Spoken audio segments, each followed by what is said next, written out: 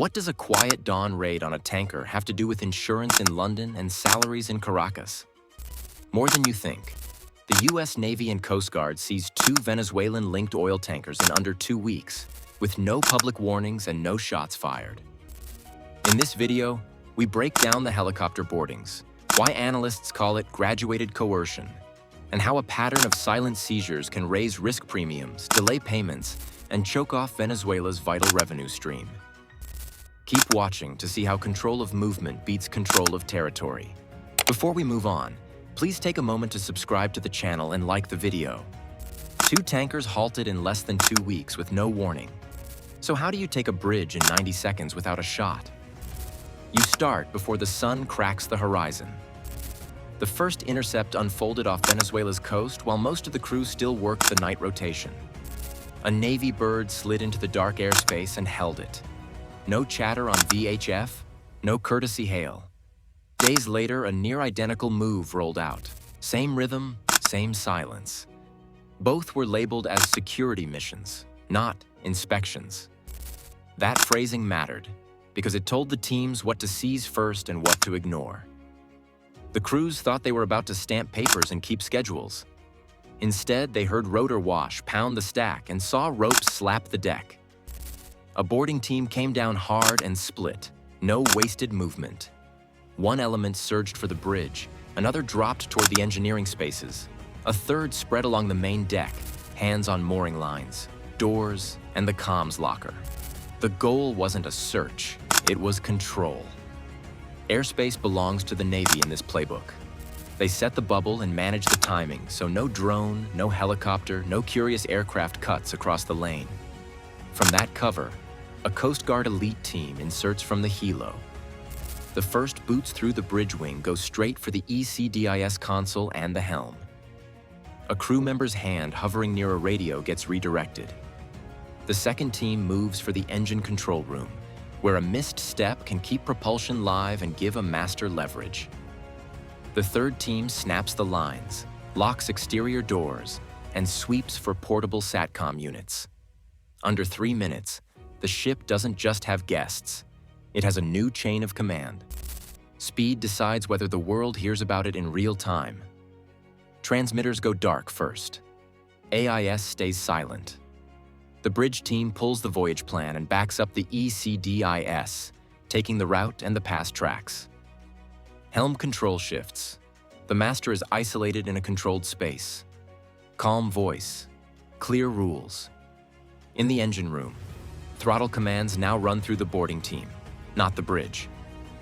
Before anyone can thumb an Inmarsat distress, the phone tree is already cut. Analysts read this as a turn from symbolic sanctions to real-time maritime pressure. You don't hold a port, you hold the motion. Stop a hull at sea and you change a shipping decision that was already financed, crewed, and set on a long-haul route. It lands without a headline and still ripples through contracts. The first tanker flew a Panama flag and carried Venezuelan crude on a track that pointed across the Pacific, likely toward Asian buyers. No public declaration accompanied the stop. It entered the ledger like a security operation, short on flourish, heavy on precision. That choice to keep it quiet was part of the design. Loud raids turn into standoffs. Quiet ones rewrite schedules. There were no warning shots, no bridge-to-bridge calls.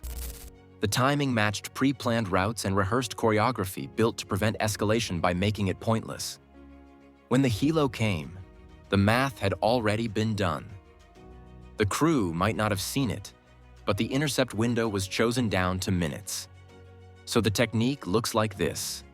Control the air, insert by fast rope, lock the bridge, settle the engine room, and collapse comms. It's a method meant to end resistance before it begins. Once the helm is secured and the ECDIS is in a bag, the rest is administration. And while the tactic runs quiet over warm water, the next shock won't show up at sea at all. It lands in desks and terminals thousands of miles away, where cargoes become risk and routine becomes delay. Why did a hush-hush raid off Venezuela move insurance prices in London and unsettle buyers in Asia? Because the operation wasn't meant to grab headlines.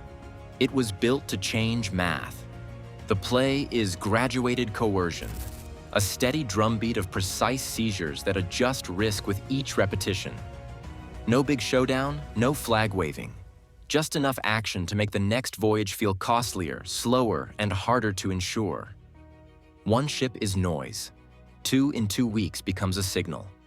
Underwriters sit up. Brokers pull up loss models that were idle last quarter. The question shifts from, is this legal risk real? To, what's our exposure if it repeats next month? That's how a quiet boarding at dawn ends up reflected in a line item on a premium sheet in London by lunch. When exposure feels fluid, capacity shrinks first, and price follows. Now the cargo. 2 Aframax or Suezmax class tankers run a wide range, but a working estimate puts the combined haul near 1 million barrels, give or take. At recent Brent levels, and depending on grade discounts common for Venezuelan crude, you land in the neighborhood of $60 million in oil. Not theoretical barrels. Real cargo, already financed, crewed, and set to move.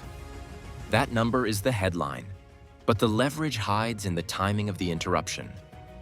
Oil remains the revenue backbone for Venezuela, roughly 4 out of every 5 export dollars. Stop flows and you don't just dent a balance sheet. You delay payments to suppliers, push up borrowing costs, and force agencies to triage cash. Salaries slip. Import orders wait for clearance. The effect compounds when risk premiums rise, because each barrel then carries an extra tax in the form of insurance, fees, and time. Legal ambiguity sharpens the chill. One tanker reportedly not on public treasury lists at the moment of interception tells the market something simple and unnerving. Enforcement rides on real-time intelligence, not static databases. If a ship can be lawful at sunrise and seized by noon, the safe harbor of compliance paperwork looks thin. Insurers hate surprises. Uncertainty spreads faster than a notice to mariners. Consider a buyer in Asia who lined up a cargo weeks back. The shipper now asks for a hazard add-on. The bank slows the letter of credit while compliance does a deeper dive. The insurer raises war and sanctions surcharges. The charterer suggests a different route with longer legs, lower speed, and a fresh transshipment point. Each step still works, but the margin thins, the calendar slips, and appetite fades. The ripples keep moving. Some underwriters pull back capacity for certain corridors. Others add clauses that trigger on any intervention, even if the ship sails on later. Brokers warn clients that quotes expire faster. Owners demand premiums to lift from certain load ports. Deliveries that would have hit refineries next week drift by days, then by weeks. Treasury inflows in Caracas lag without a public announcement, and ministries plan with numbers that keep changing. Silent seizures function like price signals with handcuffs. Confidence goes first, then cash flow, then the ability of a state to meet basic bills. You don't need to board every hull. You need a few well-timed cases that force the market to do the rest. That's how control over movement begins to look more powerful than control over ground, because it reaches into contracts, premiums, and payrolls without firing a shot.